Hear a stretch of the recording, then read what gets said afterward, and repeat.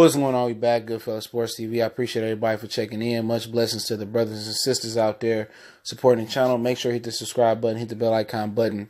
Won't miss another video, you dig? And yeah, I put a vote up in the community tab a couple weeks ago.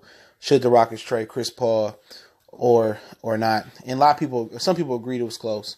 Last time I looked, it was a close vote. But I agree. I didn't think they should have brought back Chris Paul last year. I thought, especially if it would have stopped the chances, it would have stopped them from bringing back Clint Capella. I think Clint Capella is very valuable. He's durable. He can stick with some certain guys off the pick and roll. He's a good rim defender, good rebounder, good shot blocker, good athlete, get up and down the floor. Not too many big men can have the durability he has and had the ability to get up and down the floor and play at the pace that Mike D'Antoni wants to play at. So I thought I rated him more valuable than Chris Paul.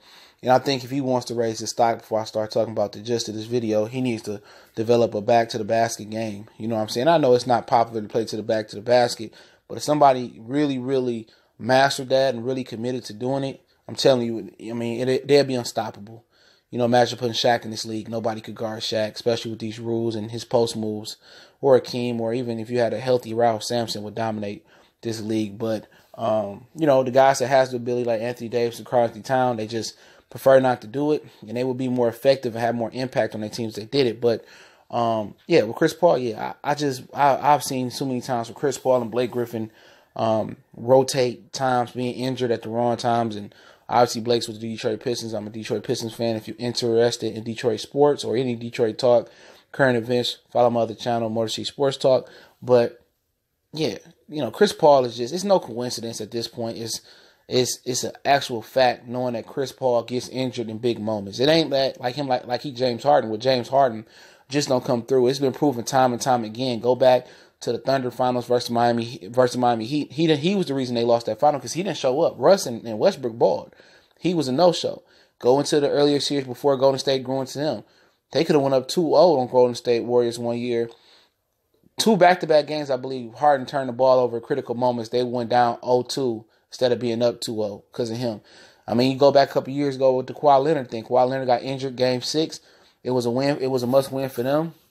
No Kawhi Leonard on the San Antonio Spurs. They lose to this Kawhi Leonard list, San Antonio Spurs, and James Harden chokes it away. Last year, same thing. James Harden chokes it away. So everybody could talk about how phenomenal he is during the regular season, but in the playoffs, he sucks. And Chris Paul was carrying that team at critical moments in the Western Conference Finals until he got injured. He gets injured every year, on time, on cue, you know. So at this point, you have to talk about getting rid of him. You have them talking about possibly wanting to deal for Kevin Love. Now, the problem is, will Kevin Love be healthy? You know, that's the problem. Will he be healthy enough to get traded by the trade deadline, okay, which is next month? And if he is, do you put a package together for Kevin Love for Chris Paul? Obviously, they're going to want to guard back. They traded George Hill, so I don't know. You know, I mean, I guess they could take Colin Sexton, you know what I'm saying, and Kevin Love, and then, you know, that could be that. But I don't know what that deal would consist of. That could be a 3-team trade where the Rockets bring back multiple players. I'll guarantee you that J.R. Smith will be in that trade. I'm telling you. So you can see a trade where they bring back Colin Sexton, J.R. Smith, or whatever, and then in the offseason they trade Chris Paul. You know, or it might be a deal where it's a three-team deal where Chris Paul don't even go to Cleveland. Somebody else sends something to Cleveland to acquire Chris Paul. So, you know, don't sleep on if they, you know, 3-team deal trading and dealing with the Lakers. I know they wouldn't want to deal with them, but in some shape or fashion, where Chris Paul ends up in the Lakers with the 3-team deal with Cleveland or something like that. I'm not saying that these are things I'm hearing amongst those deals, but I'm hearing that Kevin Love is linked to the Houston Rockets, and he's also linked to the Oklahoma City Thunder. And they have to think about trading Chris Paul. Do you really need another ball handler the way the opposite or corresponding with James Harden in the playoffs? Yeah. You need somebody that's going to handle the ball and come up clutch like Chris Paul do. But then again, Chris Paul is injured. So do you roll the dice again, try Chris Paul again, he get injured again in a critical moment? It's happened several times in his career. You know, so that's the question. And what can you get for him? You know what I'm saying? What is available for Chris Paul out there? You know, that's the real question. What is available? Do you look at Brooklyn? You look at Brooklyn knowing that I can surround Chris Paul with pieces next year. We can go for a run. We could try to get KD.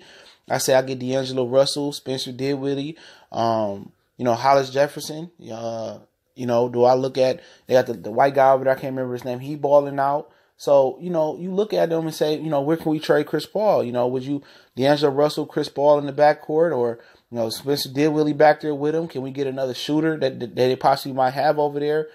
Do we look at Joe Harris, or do we look at Allen Crabbe to go along with him? So, or do we look at the veteran DeMar Carroll, who can defend multiple positions? They can do something with Brooklyn and really feel a lack of depth and some lack of defense, over there. You get D'Angelo Russell, he could defend a little bit. Dinwiddie can defend a little bit. DeMar Carroll can defend a little bit. Hollis Jefferson can defend and rebound a little bit.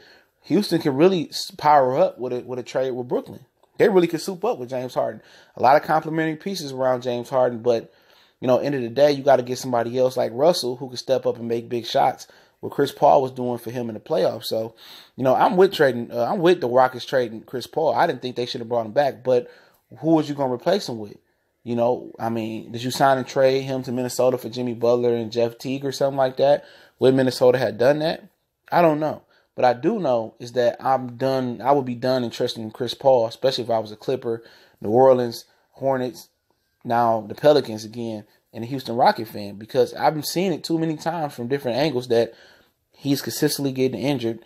Who really wants that? Who really wants to see Chris Paul get injured in a critical moment, and when James Harden needs him to pick him up?